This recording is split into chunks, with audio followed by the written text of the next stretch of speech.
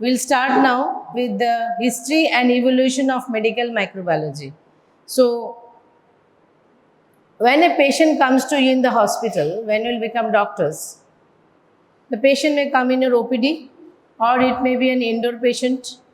So now you have to make a diagnosis, the probable diagnosis that the patient who has come, what will come with some symptoms. You have to elicit some signs and then you have to come to a conclusion, making some differential diagnosis, and then you have to send some samples to the lab for a supportive diagnosis whether this particular patient is suffering from which disease, what is the causative organism, and so that you can give him specific medicine, right? So there lies the help of our microbiology department. So in microbiology department, we try to identify the causative agent of the illness. Okay. So this here in this department, you will have the basic knowledge which you will be applying in your patients. These days, if anyone has got a urinary tract infection, okay, or maybe a sore throat, you need to go for some diagnosis for some laboratory test. Okay. Yeah, for urinary tract infection, you have to take a urine sample. Then it comes in the lab, microbiology lab. There we will test for whether there is pus cell, whether there is RBCs, whether there is protein, whether there is sugar in the urine sample. We'll also keep that sample for culture. We'll provide an environment in the lab, okay, so that the bacteria that was inside the patient's body gets those favorable conditions in the lab. We usually use Petri dishes. I will use this word Petri dish. We cook food, we have food in a dish, right? Similarly, in the lab also for the bacteria, we have dishes for them to grow. Okay? They may be plastic or they may be glass. So we grow them in a Petri dish in a particular environment. There are instruments to give them that particular temperature. And then we will analyze those bacteria under a microscope, with different biochemical tests, and come to a conclusion that this is the organism we have isolated. Okay. So after that, what we do is we go for looking for the sensitivity pattern, which particular antibiotic is going to kill that bacteria that you have isolated. Okay. So if you identify that particular antibiotic that is killing the bacteria, so you prescribe that to the patient and the patient gets a list of antibiotic that is sensitive or resistant. So this is the major work we do in microbiology. Okay. So this helps or saves patient's life. A patient who is in septicemia, where he is having blood, in his blood he is having bacteria and it's producing toxins, he has few days to live without any antibiotic. Okay. So there, if you can give this specific antibiotic, it is going to make wonders for him. It's going to save his life, right? That is one part. This is bacteriology. Next is, the viruses. There is another part. We have a section called as virology. So few years back, we are all scared of a virus, right? Which virus? COVID, SARS-CoV. So that was, everybody knows that how much importance it is to take precautions against transmission of these viruses. So if we know how to identify a virus, we know what is this pattern of transmission, how it transmits. So scientifically, you know how to stop the spread of the virus. So from there came the virus preventable vaccines, So against the bacteria, we have antibiotics. Okay. Against the viruses, we have vaccines. Okay. So these are the preventive mechanisms for our this to microorganisms. They are microbes. Okay, we cannot see them with a normal eye. It is lying on your table, it's lying on your hair, it's lying on your hands. If I just if I just touch my blood culture plate with my hands, next day morning, one day we'll do this experiment. One of your hands you can just put and see. So many bacteria are there. Okay, but these bacteria are not harmful. There's a lot of things to know in microbiology. I'll tell you. It's very interesting knowing your own body, right? We have, and these are protective bacteria for your own body. They fight against those bacteria which are unwanted. So everything is, all bacteria are not bad. Even that curd you take, morning you take curd, which is very good for, or probiotics, there's a lot of saying that you should have probiotics. That is also bacteria there, but that is good for your health, good for your gut, right? Okay, now let us see little bit of introduction you got about microbiology, what we will be talking all this whole year with you guys. And we have lot more, like another part is the hospital. It's called the Hospital Infection Control or HIC department. Microbiologists have got a big role in the hospital, because if a patient comes to you to the hospital, he may be coming for a surgery. He doesn't have any infection. He's coming for a surgery.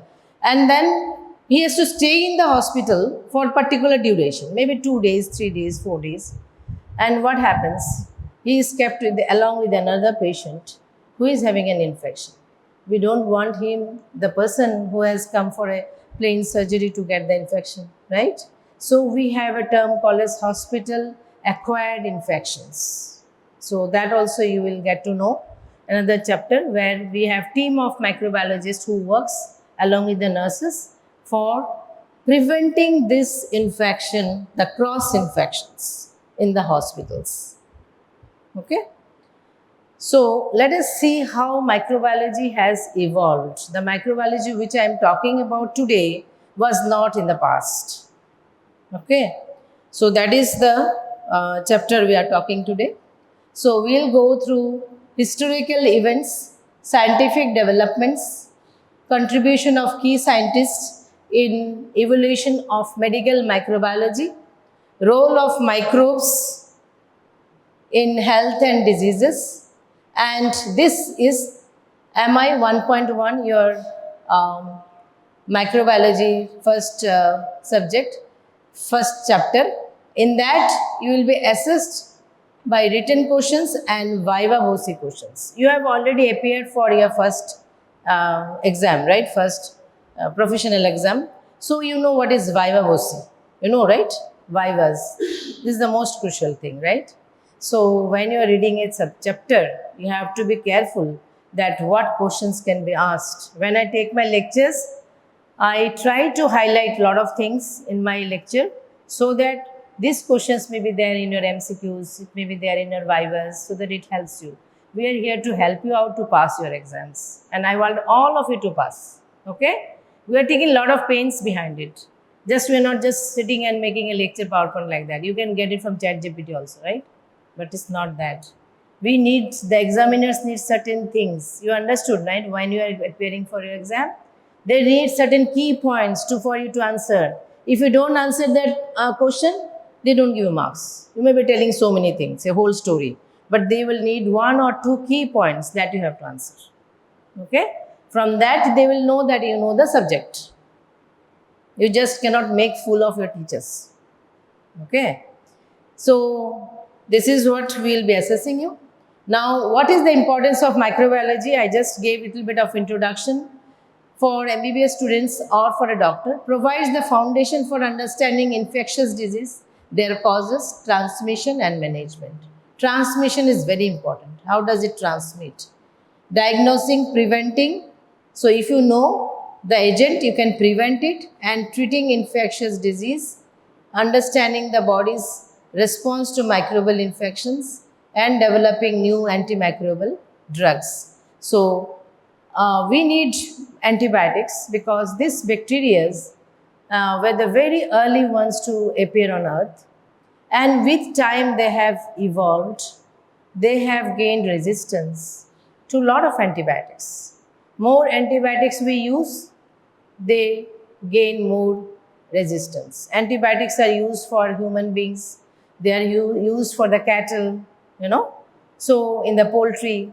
So then this goes in the environment, this goes in the water, this goes in the soil, and the bacteria become more resistant. They gain resistance to these antibiotics, and then we have real trouble. These days we are having multi-drug resistant bacteria where patients will be not responding to any of the antibiotics. So just imagine the fate of these patients.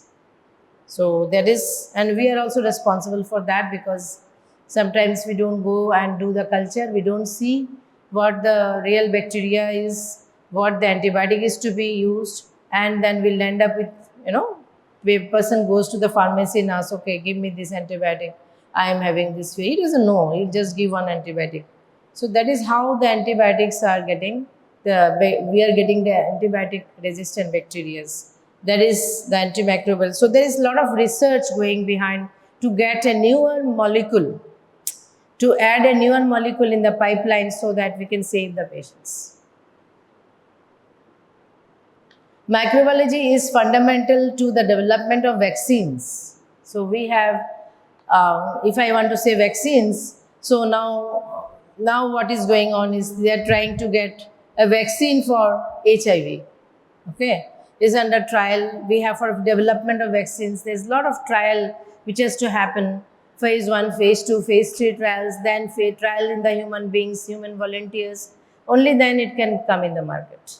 So vaccines for, if you have a vaccine for HIV, we can save many lives, right? And antibiotics, which are crucial for preventing and treating the infectious diseases. Microbiology principles are essential for preventing the spread of infections in healthcare settings. What I was talking to you about the hospital-acquired infections in the hospitals, including hand washing, very important, hand washing. Hand washing, you should have a practice of washing hands from now on, because before and after seeing any patient, you have to wash your hands. Okay. Proper sterilization techniques, and this is another thing, we have a lot of importance for sterilization techniques. You have a whole chapter of sterilization and disinfection, we'll take it, okay, because we need to reprocess any instrument, we need to reprocess any gown, anything that is used in the OT, operation theatre. Okay, one operation has happened, then next you cannot just use and throw that, right? You have to reuse it. So that has to go through a sterilization process. And waste disposal. Okay, waste disposal is also very important. When I say important, this comes in your exams, mind it. Okay, so waste disposal is BMW, biomedical waste disposal. You need for your each and every waste that comes from, is generated from the hospital. You need to dispose it properly. You need to segregate it properly. Why need to dispose? We don't want to spoil this environment, right? So there are certain regulations for it. We have certain protocol for it, for the waste disposal, how to dispose the waste of the hospital, in your clinic setup, okay? Foundation for future careers, including infectious disease, internal medicine, and many more. So this particular subject will build, is a building block, you can say, for your future careers. If you want to become a microbiologist, if you want to do a super specialization in microbiology, or you want to work with vaccines, you want to work with antibiotics, for some newer antibiotics in the pipeline, there's a research field is there. You can work in the hospital. There's a lot of areas where you can go if you are a microbiologist, and including infection disease, internal medicine, and obviously treating the patients. So if you have a good knowledge of microbiology, you'll be a good clinician also. Your basics you will not forget. Okay? How to study microbiology? So I thought this is very important for you guys, that how I should guide you how to study. Okay? So first of all is focus on active learning, creating visual aids and consistent revision. All these words are important. Active learning, visual aids and consistent revision. I will be using lot of terms here in in my lectures or in the short group discussions, where you have to get acquainted with those terms, terminologies. Okay, so how it will come with revisions? You have to revise. We will name lot of bacterias like Escherichia coli, Klebsiella pneumoniae, Clostridium tetani. So a lot of bacteria we'll be talking about. So those you will get with when you're revising, when you're reading your text more. Okay, maybe everybody has got a different way of style of learning, right? So someone likes to read loud a little bit, someone likes to write it down. So it's your own way how you want to revise, how you want to take it in your brain, right? And this is not like just passing the exam and finishing it up. This you have to remember it throughout your life as a doctor. Okay, which is the most causative, most frequently acquainted organism for urinary tract infection. This is Escherichia coli. Then you have to know about it. Which is the most frequent bacteria that is causing these days causing hospital acquired infection is Klebsiella pneumoniae or multi-drug resistant Klebsiella, which is the most frequent this virus that causes what do you say, diarrhea in the newborns or the neonates. So all those things you have to, or which causes meningitis in the neonates. So this should be in your brain, because why? When you are seeing a patient, you have to make a differential diagnosis. There, you just can't go and see your book, right? You have to think, okay, ये patient मेरा आया, diagnosis करना है मुझे, ये symptoms लेकर आया, क्या क्या possibilities हैं, है ना? So like that, you have to cultivate a system of revising your text. Okay. Using dedicated textbook, what I was telling you, you have to have one textbook. You cannot just have 2, 3 and then get confused कौन सा refer करना है. Most of us will be referring Apurva Shastri for you, because other colleges are also referring. So I thought that is better for you guys, because they are also going to set papers for us, right? For all, there's a system from the university, even 2 more medical colleges, there's a uniformity, right? So we need, one book, which is Apurva Shastri, which is good book, updated book. So use that. Organize information into categories. Like if you have gram-negative bacteria, write a list of gram-negative bacteria. Make a small notebook and read that, revise it in the morning. List of gram-positive bacteria. Okay, maybe types of medias we'll be using. Yes, sir. I'm just giving examples. So make them list of things.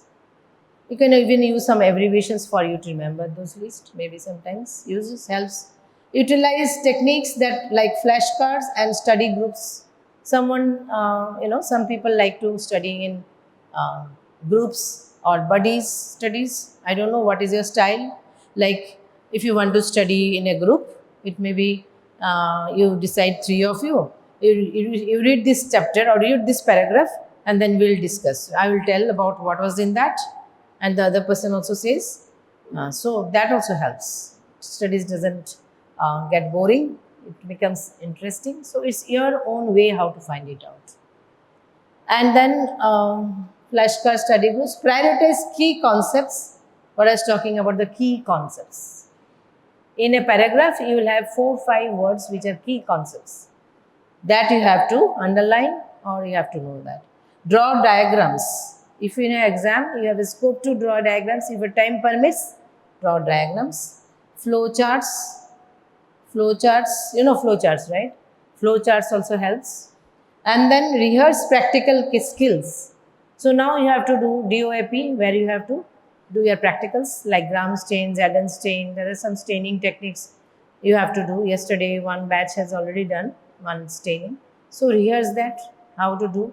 What are the timings important? These are asked in exam. What are the stains used? So like that. to improve retention and performance, retaining capacity. Okay. Next, consistent revision and practice.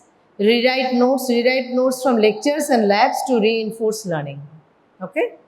Practice practical skills, rehearse the steps of microbe identification and run multiple tests as if you were in the practical exam. You can do at home also. You can narrate a practical, just mimic that you are doing in the exam. Are you getting me? Interesting or not? Huh? So these things, like you have to make your own way of doing it. I'm just showing you how to do it, like the guidance, the path. But you have to basically try. Somebody is sleeping there. Okay, please. Rehearse the steps of microbe identification and run multiple tests. Okay. Solve past papers. So if you have can get some past exams paper, university papers, try to solve them. And then work through past exam papers to understand the exam format and identify areas needing more attention. So solve past papers, work through past exam papers to understand the exam format and identify areas needing more attention. Short daily studies, even short daily study sessions can be effective. Maybe you have a very busy day, you don't have time for microbiology, you don't have anything like for microbiology, but maybe you have make small notes, okay, that notebook for microbiology, make in one for pathology, for all the subjects. That in the morning, or you get some time where you are coming from there, or anywhere when you are having your lunch, just see it, revise it. No, these things also can help. Multiple revisions, repeatedly revise the material to ensure long-term retention. Techniques or teaching methods that will be used in microbiology is interactive class lectures. We'll be taking lectures. Then case-based learning. Case-based will be given some short cases and we'll be able to find out the etiological agents. That also we'll be using. And then short group discussions. Short group teachings will be taken. Discussions that we had yesterday. Everything is important. Even questions may come from there also. Because everything is not, we're not able to cover up in a lecture, we have very limited lecture duration. If the whole chapter we cannot cover up, that is very important. Don't think that we can cover up in one lecture the whole topic. It's very difficult to cover up. So you should go and read at home. Maybe in short group discussions we'll take up, or practical laboratory sessions will be there to develop the core competencies in microbiology. Assessment methods we'll have. Okay, what I thought is, after every lecture I'll give you some questions. Okay, it's just to guide you what to look in your text. Okay, so you go home, read the text, try to solve these questions. These are major will be MCQs, but it may not be in the form in your exam. It may not be in the form of an MCQ. It may be a short note. You understand? So you go home and then try to find out the answers. And next day, who is your class monitor or CR? Okay. So what I will do is, what I thought, I will give you the question. It's your responsibility to circulate, maybe in WhatsApp group, okay, or whatever way you like, the questions. And in the next lecture, you are supposed to be, I'll give you the answer key also, and then you're supposed to share it, and we'll be asking you the answers, and you are like, how did you perform or whatever. That analysis I'll do, because we have very short time. I cannot take up the answers like one-to-one. So that is what I thought best for you guys. Is it okay? Good? Okay. So don't think that only those questions will be there in your exams. Not like that. Okay? It can be from anywhere. Medical science is like that. You don't have any say over like what is to be asked. You have to learn. Okay? Because patient will not come and say, I'm having this disease. Patient is unknown. Right? When the patient is unknown, your text is also like whatever we are asking is also unknown. Take it like that. So then we'll have formative assessments, internal assessment and summative assessments. So in microbiology, here you can see phase 2 microbiology, 2 papers. One paper is First paper is 100 marks, theory, and second paper is 100 marks. This is theory. Practical is 100 marks. Mandatory to get 40% marks separately in theory and practical. Separately in theory 40%, in practical 40%. Okay, and totally 50% for theory plus practicals. This is what we expect from you guys to pass. Then suggested format for a theory paper. So this is, as on now, this is the suggested format. If anything is changed, we will obviously let you know.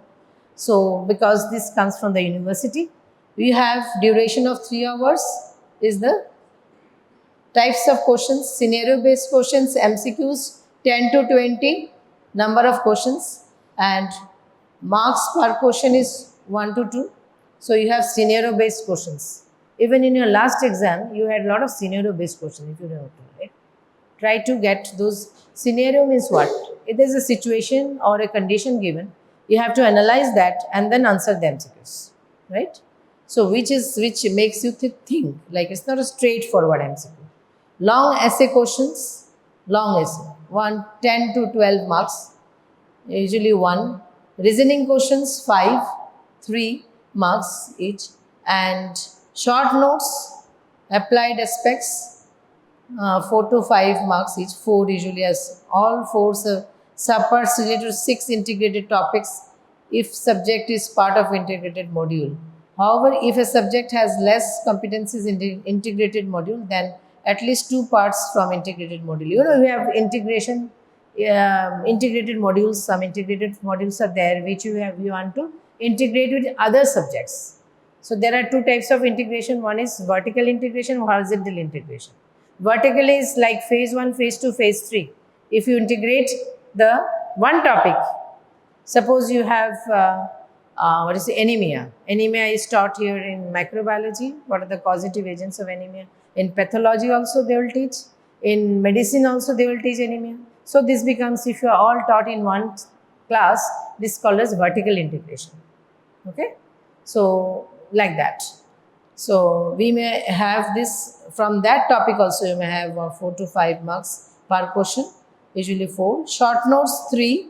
Short notes are also important. 5 to 6 marks per question. A lot of weightage. Short notes 4. 1 subpart of 5 marks from ADCOM. There is a ADCOM module that you will be taught from there also. 4 to 5 per question. Okay, now coming to our topic of today.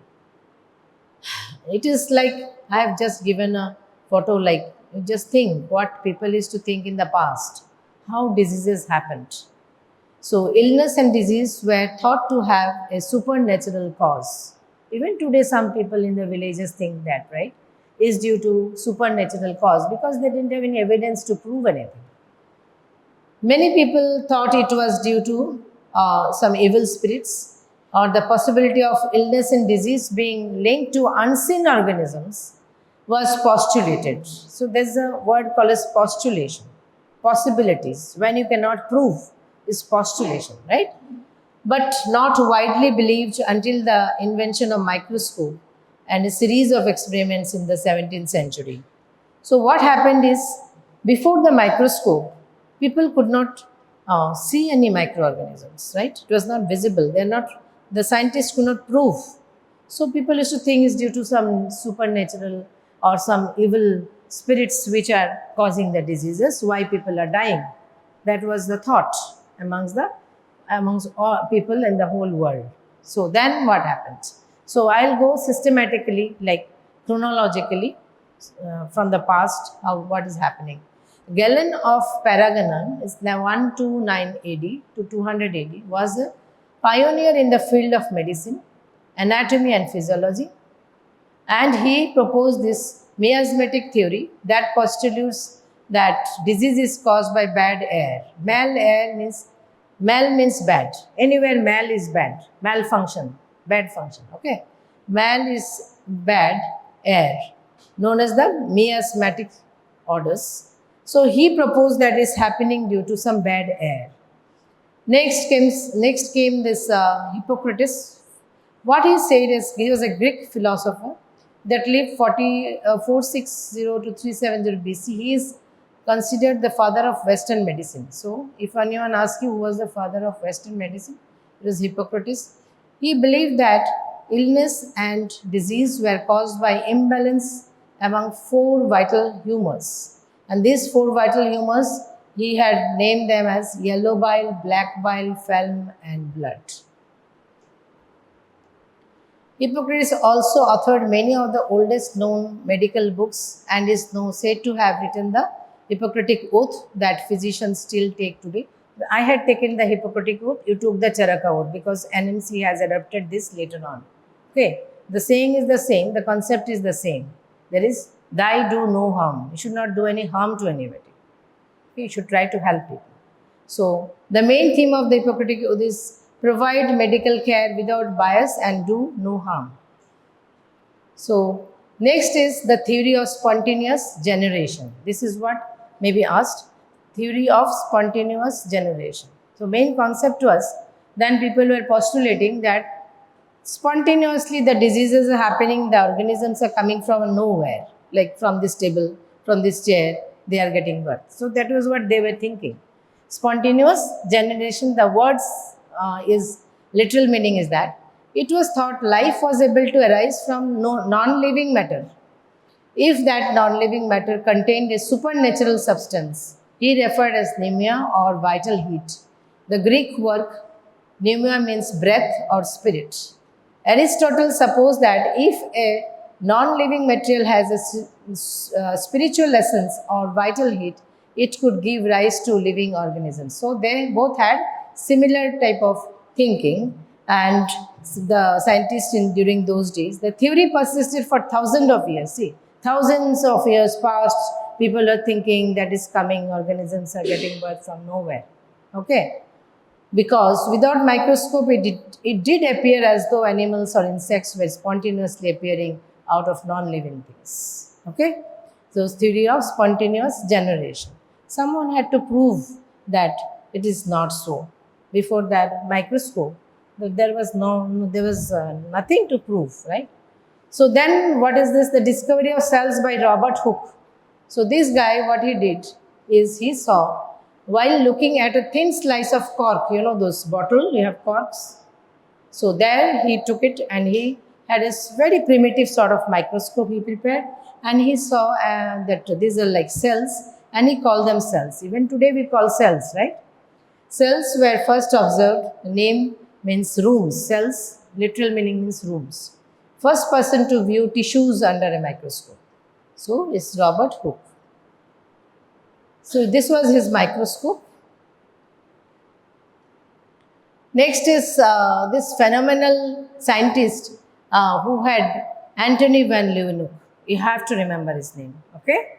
Antony van Leeuwenhoek, early microscope did not have much magnifying power until 1675 when a Dutch cloth merchant, he was a cloth merchant named Antony van Leeuwenhoek, who developed the first microscope lens, powerful enough to view microbes. He could see the microbes now. Before, Robert Hooke saw only the cells. He could not see the microbes. Microbes are more smaller in size. So he had developed that microscope, and this had a magnification power around 300x.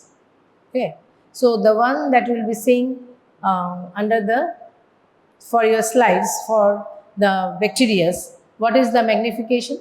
Yesterday, some students, one of you please answer.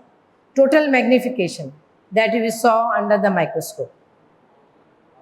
1000x. Okay, so we are seeing under 1000x, you will be seeing.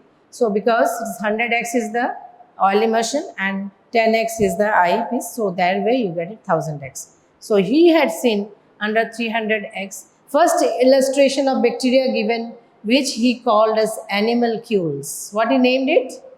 Animalcules. Hidden world of tiny life forms in water. He saw it in water, blood, and other samples, calling them as wriggling creatures or animalcules. These all facts are important for him, okay? Because he was the first person to see something.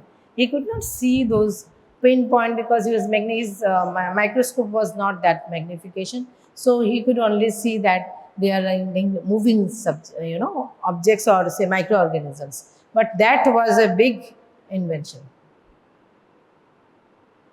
So this was his microscope. You see, he saw structures like this. He made these figures.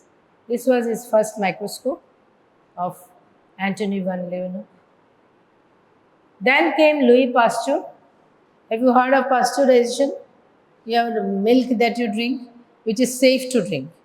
You can even have that from that Tetra Pak you have, Amul Taja, right? So you can just drink it from there also. It's pasteurized. So this guy was responsible for gifting us with pasteurization technique and many other techniques in microbiology. Okay. Pasteur, what he did is experiments proved that microbial growth in broth was due to microbes coming into broth from the air. This, he said that there are microbes responsible for anything that is making bad, like the broths. This also disproved the theory of spontaneous generation. So spontaneous generation was coming from anywhere, but he said no, some microorganisms are responsible for any sort of diseases. Louis Pasteur was one of the proponents of germ theory. So this is important. Germ theory, he gave germ theory. That states that germs are the cause of infectious diseases and is produced by microorganism. And this is true till today, right? So what he did this experiment and he proved, this is called the famous swan neck experiment or S-shaped, you can see an S-shaped flask top. What he did is he first boiled the broth. He took 2 of this flask with a S-shaped or swan-necked top and he boiled the broth. So if you boil it, what will happen? All the microbes are dead. Okay. So that is what he did, and then he kept it for 3 days. But here this swan neck was made in such a way that only air could pass, little bit of oxygen, but the microbes cannot pass. So that is how he had built that flask. And then so there is no microbes. After 3 days also there was no microbes growing in here. Okay. So another flask he took where what he did is he broke this here. He just snapped it. And so there was free entry of the microbes inside. So microbes went inside, he kept it for 3 days. We call it now incubation, like microbiology term. So 3 days he kept, and then there was a lot of microbes he observed, that there were a lot of microbes. So this is a famous experiment he made, and he proved to the scientific world that microbes are just not coming from nowhere. There is some origin, they are multiplying. There should be a causative organism of the disease or the germs. Okay. So conclusion of his experiment is strong evidence to the germ theory of disease. Microorganisms are the cause of many diseases and spoilages. Life can only come from other life. Microorganisms do not spontaneously arise from non-living matter but come from existing germs. If you keep something in your fridge for 2 or 3 days, you will see that it's getting spoiled, right? It's due to the bacteria that is getting, or maybe sometimes if you keep it for a longer time, 5 days, 6 days, you will see some black color things are there. So that is a fungus, okay, Aspergillus fungus. So this observation and proving it scientifically was done by Louis Pasteur.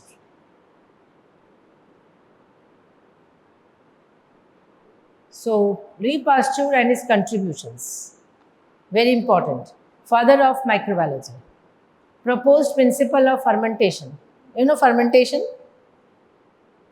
We make idli, dosa, we allow to ferment. Lot of drinks are made fermented. So those fermentation process is also is a gift from him. Next is introduced sterilization technique. Just imagine his contributions. Sterilization techniques and developed steam sterilizer, which is another very important instrument for your exam purpose. The whole thing about steam sterilizer you have to know. Okay? We have this in your labs. Yesterday you saw these steam sterilizers? Okay. So then hot air oven and autoclave. Okay. Louis Pasteur invented a process that reduced the number of pathogens in certain food products such as dairy products, and this process was called as pasteurization. Pasteurization of milk. The process of pasteurization kills most of the bacteria that causes spoilage, thereby increasing food quality and protecting public health. So, what he did, there was a lot of contribution in health, huh? And also for in the milk industry where people could store the milk, have safe milk to drink. You can now transfer the milk from one state to another state. Can you imagine one country to another country due to this pasteurization? Or else you just keep one. If you just milk from the cow, keep it for one night, it is gone. It's bad, right? And also the whole food industry, how they have known that okay, how things spoils, how we can preserve them, how we can sterilize things. A lot of contributions. Louis Pasteur and his contributions more in coined the term vaccine. He also gave the term vaccine, developed a vaccine for rabies, and laid the foundation of the new field that would become known as in bacteriology, the study of bacterial organisms. Also had contributions behind vaccine development of anthrax and fowl cholera. So he had developed the concept of vaccines. He gave the term for vaccines. For anthrax, he gave vaccines. Anthrax are some gram-positive bacilli, and these anthraxes can also be used as bioterrorism. You know what is bioterrorism? You know terrorism, right? So bio means life.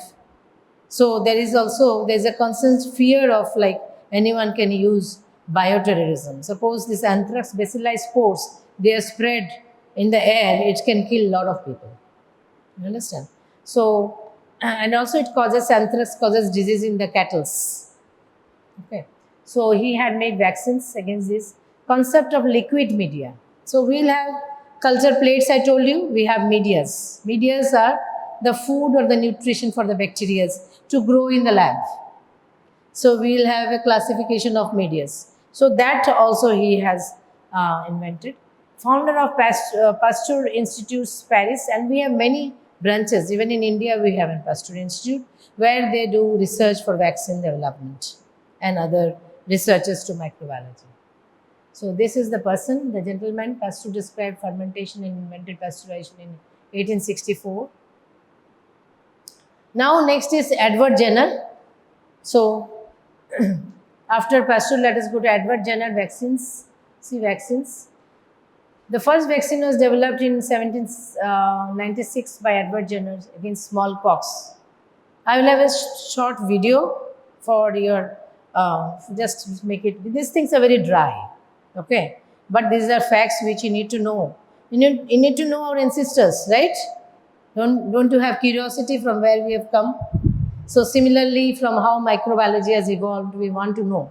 Though these are a little dry, but there are a lot of contributions. So that is the reason we are able to treat patients today. So that is, if you have time, we'll show that. So Edward Jenner observed that milkmaids who had previously been infected with similar disease called cowpox were protected from smallpox. Basically what happened, lot of patients, people were dying of smallpox in those days. Smallpox was eradicated in 1981, I think.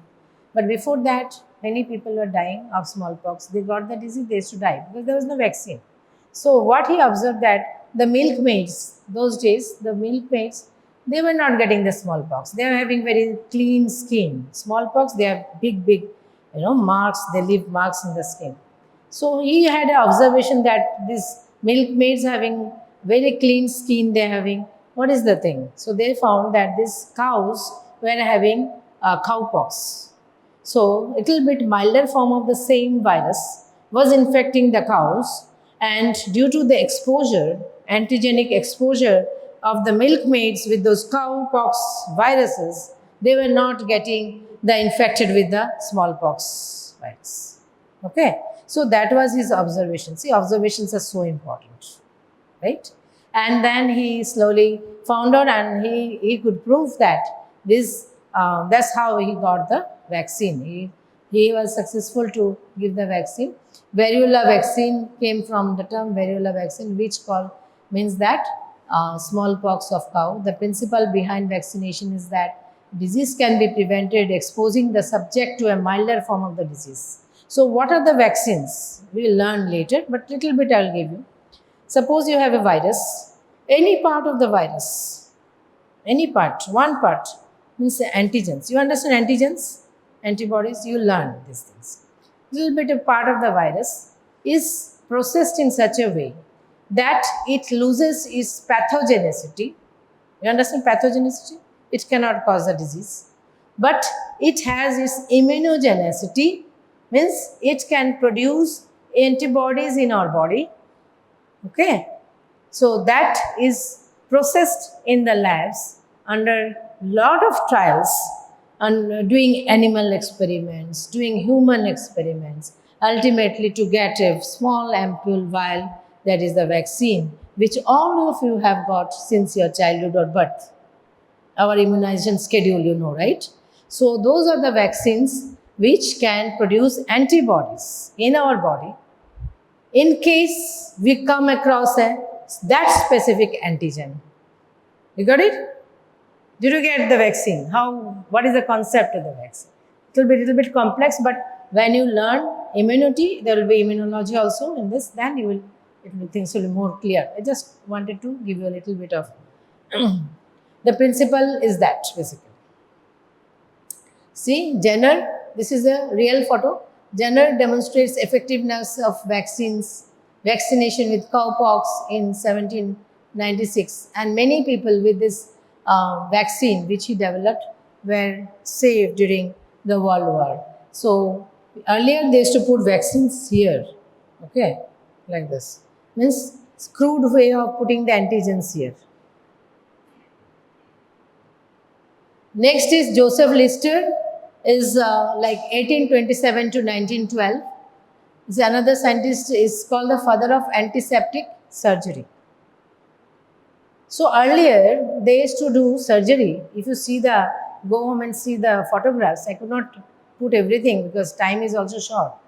So what they used to do is they never used to wash hands, the surgeons. They didn't realize that washing hands and importance. So all their body used to be full of blood doing surgeries.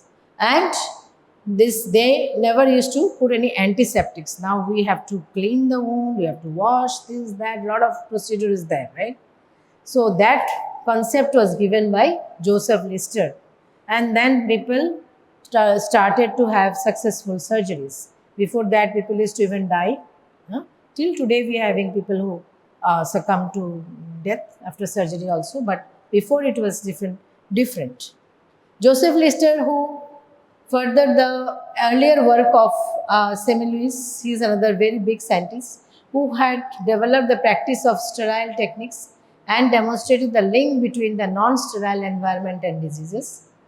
So the chemical disinfection of external living surfaces and antisepsis was given by him, and the medical and scientific communities were more accepting by now. When he came, they were more accepting, along with the evidences of Semmelweis, accepting that it is due to the supporting the germ theory, because the microscope was there and they were shown that Louis Pasteur showed that the microbes are responsible for spoilage or diseases. So the germ theory was being supported more. So Lister used phenol as the antiseptic to control the infections. He used phenol first time. Not to mention the doctor's very bare hands had street clothes were crawling with harmful bacteria and microorganisms. Louis Pasteur had issued his laboratory findings about the germ theory in the 1860s and 70s, but acceptance among physicians were slow. Some, like Joseph Lister, made the first step in antisepsis by applying carbolic acid directly to the wound. So sometimes they may ask you about carbolic acid, so you have to answer about this Joseph Lister guy. So this is another scientist, golden age of microbiology, 1857, because through 1914, there was more acceptance of microbiology.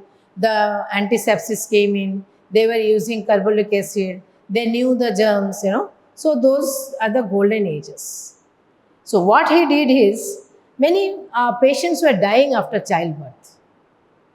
So he observed that people are dying after childbirth because they were not washing their hands and they were not using any sort of antisepsis. So puerperal sepsis or puerperal fever we called, and this scientist, he said that we have to develop the antiseptic techniques for defense against the germs. So he was the first person to give lot of contributions behind it, and he disproved all those miasmatic theory and other theories. In fact, many medical practitioners refused to wash their hands and were insulted. What they used to do is they used to refuse. No, and they used to feel insulted if you asked to wash their hands. In the past, such was the situation. So Semmelweis has coined the term. He was the savior of mothers.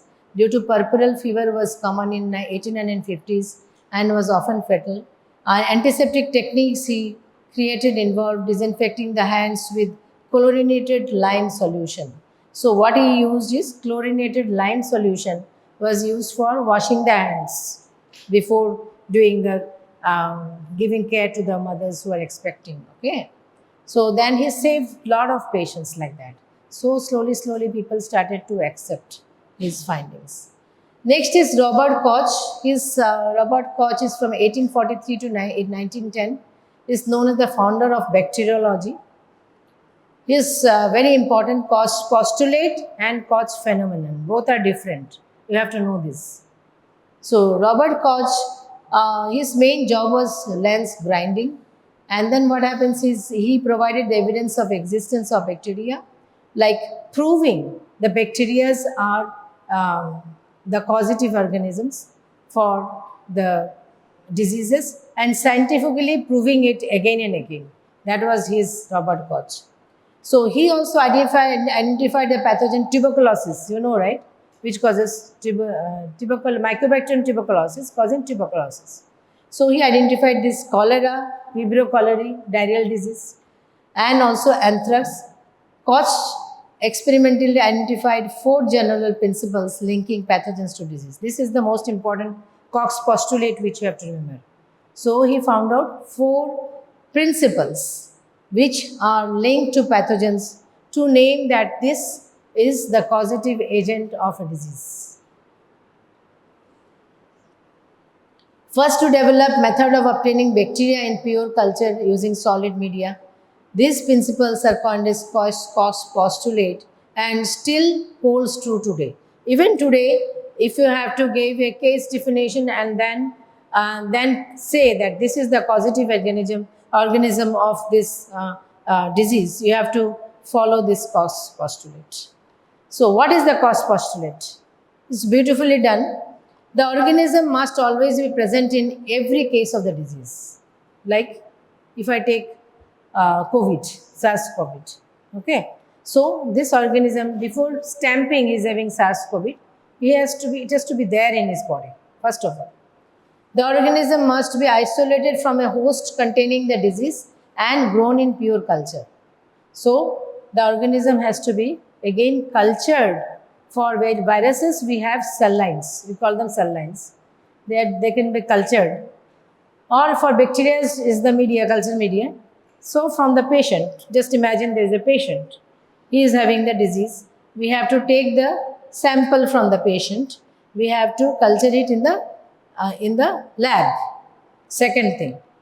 Next is samples of the organism taken from pure culture must cause the same disease when inoculated in healthy susceptible animal in the laboratory. So from that sample plate, it has to be observed and said, okay, this is the organism causing, and that organism, if you are injecting in one experimental animal, you cannot inject in one human being, right? You have to inject in an experimental animal. It has to produce the same disease, okay? So that is the third one. The organism must be isolated from the inoculated animal and must be identified as the same original organism, first isolated from the original host disease. So again you have to, the inoculated animal, the animal that is having the disease now, from there if you take, you can again find that same organism, see it under the microscope, same organism. Okay. Then, and you can see that the same organism has been in the experimental animal. Fifth criteria was later on added. Fifth criteria is introduced later on is antibody to causative organism should be demonstrable in the patient serum. Okay, what I was talking a few minutes back, that patient should also have these antigens are the viruses, bacteria which have antigens. So if it has entered the body, it should also produce the same similar, same specific antibodies. Okay? We have many antibodies, but it should be specific for that virus or the specific for that bacteria. Okay, you get it? These are the, you have to make this by heart, but this is very important because this is still true today. Before stamping any agent of our causative organism, this has to be, this principles holds true even today. Okay, it's there in a book. No need to write. Just write postulate. Just the. So this is how the, you can see the microorganisms in the dead animal. He is having the disease. So you culture it in the colony, in the plates. You see it in the microscope. And then you inject it in the animal, another fresh or healthy animal, and then again experimental animal, and then again you see that he is having the same disease, he is dead. From there you are taking the organism and again culturing it. It produces the same growth. This and this is the same. Okay, this and this is the same, plus the antibodies. Get it? Everything is clear for this postulate? Now this is also important. There are exception to cause postulate. Exception means all others are right, but these 2 or 3 bacteria they don't follow. Yeah. Mycobacterium leprae, which causes leprosy. Have you heard of leprosy? Okay. Leprae and Treponema pallidum. Treponema pallidum is causing syphilis. Syphilis, have you heard?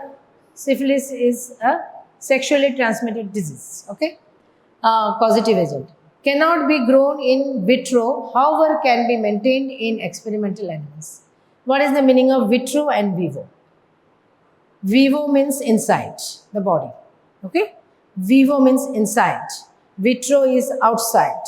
So, unfortunately, these two we cannot grow them outside. Okay, so this doesn't follow. Next is Neisseria gonorrhoeae. Neisseria gonorrhoeae is again a sexually transmitted disease. So this is animal, there is no animal model but can be grown in vitro. There is no animal model. So this also you have to remember. Okay. So this is the whole timeline of different scientists. I will not go in details like how they have, this was like 1546, first ancient Greece. 1546, the scientists began early version of germ theory. He was telling there is something, germs are there, but he could not prove it without the microscope. Then is Robert Hooke, who saw the cells, who turned coin in the cork. Then third is Leeuwenhoek, who saw the microscope under the animalcules, remember? Then is Semmelweis, who has a lot of contribution behind hand washing and saving people's life from puerperal sepsis or infections. Then Snow is 1854. He demonstrates that bacteria were transmitted in contaminated drinking water. 1862 is Louis Pasteur. He formed that swan neck flask theory and said that there is nothing like spontaneous generation is from, he proposed the germ theory, right? And then is next this guy Pasteur discovered microbial fermentation, studying causes polys of beer and wine. Then this Lister, Joseph Lister, carbolic acid used for surgery, saving lives. And then Koch, who has again made this postulate and phenomenon, right? So this is, and then the things of many scientists. I cannot just put in one class. So it is many more people who have contributions, but there are some people who are very much noteworthy. History of virology is a little bit, viruses are more smaller than the bacteria. So it was more difficult to see them. We needed more better microscopes. And we don't see these viruses under our microscope. We don't have any facility in our lab to show you. Okay, viruses can be seen by electron microscopes.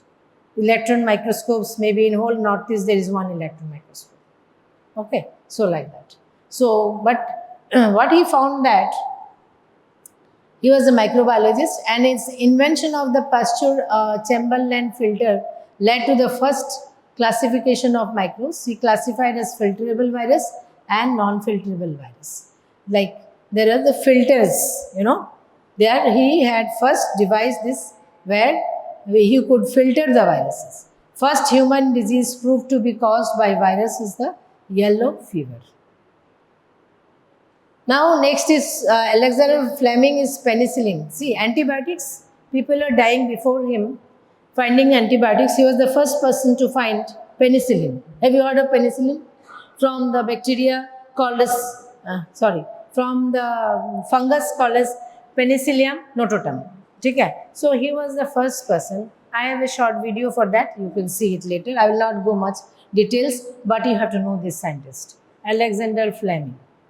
Okay, so he found that there was some, due to that fungus, around that fungus, there were some bacteria which he had left, and though there was inhibition of the bacterial growth, and that's how he found out that we can, isolate something from that fungus, which can have the antibacterial activity. And later on, other scientists came in and saved thousands of lives, or else we'd be all dying of infections. So that is the first antibiotic. And Paul Ehrlich is another scientist who is the father of chemotherapy. You know cancer? Chemotherapy? Okay. Chemotherapy is given for cancer treatment. He was the first person for that. So applied stains to other things, stains to cells, which we are doing now, staining, tissues for study of their functions, acid-fast nature of the tubercle bacilli, and proposed side chain theory of antibody production and standardized toxins and antitoxins. Now, electron microscope, I will not go much in details. This will be again taught to you in your SDTs. This is the most, you can say the best gift to microbiology, because we can now see the internal structures of the bacteria, we can see the foldings of the bacteria, we can see the viruses, okay, by these electron microscopes. The COVID SARS-CoV virus was seen by these electron microscopes, okay, or else you cannot see them. So it has magnifying how much? 100,000x capacity. So this is the electron microscope, and you can see the COVID virus here. What do you see? I had the opportunity to see it, one of the NIV Pune. There is an institute called as National Institute of Virology, Pune. We saw this, basically few cells under, I had seen the HIV virus under this electron microscope. I had a training for about 20 days there. They are doing vaccine trials for HIV. Okay, NIV Pune, National Institute of Virology, Pune. Okay. So very few institutes have this electron microscopes, only for research purpose. So these are again electron microscope photographs. You can see Streptococcus pneumoniae, which causes pneumonia, and Salmonella typhimurium, which causes, this is Salmonella typhimurium, this is a bacilli, okay, and for food poisoning, and these are the Treponema pallidum, you can see in syphilis. So contributions, this is 3 or 4, I have just written questions, like you can have, go through this. We'll have Robert Koch, Louis Pasteur, Joseph Lister, Paul Ehrlich, Koch's postulate, Koch's phenomenon, MCQs and short notes may be coming from here. So I think I am on time. Yes. So I had to rush. The video ta diya tha. Something every scientist fears, and yet this one changed the world.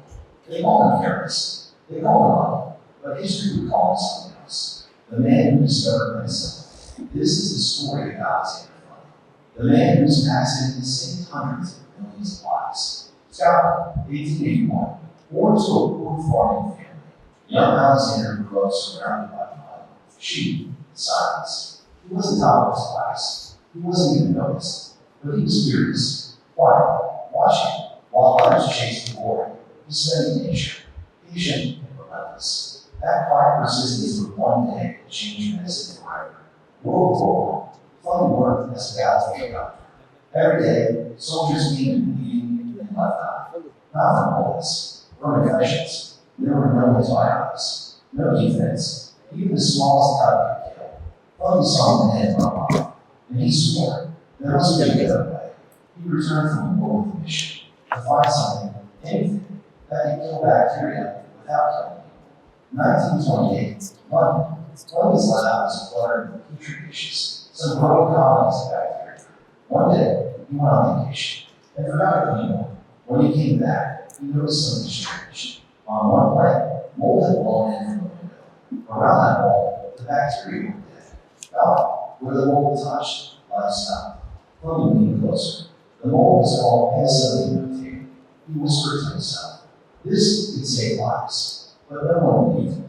His experiments were rough. His results too good to be true.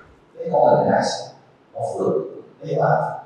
For years, his discovery sat on a shelf, ignored. Fleming kept working quietly, stubbornly, but he couldn't produce enough penicillin to prove it worked. He feared the world would forget. Then came World War II. Desperate for a weapon against infection, scientists rediscovered Fleming's mold. They mass-produced it, tested it, and watched it perform miracles. Dying soldiers lived. Amputations were avoided. Wounds healed. The death rate from infections falling. And suddenly, the world remembered Alexander Fleming. He won the Nobel Prize. He saved millions, but he never called himself a hero. Fleming simply said, "When I woke up after dawn on September 28, 1928, I certainly didn't plan to revolutionize all medicine."